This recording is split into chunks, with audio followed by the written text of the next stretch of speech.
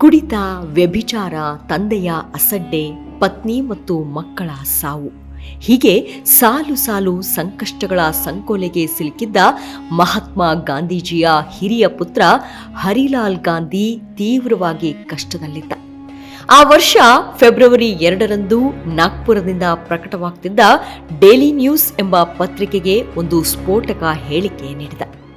ಅದೇನೆಂದ್ರೆ, ನಾನು ಹಿಂದೂ ಧರ್ಮವನ್ನ ಬಿಟ್ಟು ಇಸ್ಲಾಂ ಧರ್ಮಕ್ಕೆ ಮತಾಂತರವಾಗುತ್ತಿದ್ದೇನೆ ಅಂತ ಘೋಷಿಸಿಬಿಟ್ಟಿದ್ದ. ಈ ಮೂಲಕ ಗಾಂಧೀಜಿ ವಿರುದ್ಧ ಬಹಿರಂಗ ಯುದ್ಧಕ್ಕೆ ನಿಂತ. 1936 ಮೇ 29ರಂದು ಅಧಿಕೃತವಾಗಿ ಹರಿಲಾಲ್ ಗಾಂಧಿ ಮುಂಬೈನ ಮಸೀದಿಯೊಂದರಲ್ಲಿ ಇಸ್ಲಾಂ ಧರ್ಮಕ್ಕೆ ಮತಾಂತರಗೊಂಡ. ಹೀಗೆ ಮತಾಂತರಗೊಂಡು ಹರಿಲಾಲ್ ಗಾಂಧಿ ಎಂಬ ತನ್ನ ಹೆಸರನ್ನ ಬದಲಿಸಿಕೊಂಡು ಅಬ್ದುಲ್ಲಾ ಗಾಂಧಿ ಅಂತ ಮರುನಾಮಕರಣ ಮಾಡಿಕೊಂಡ.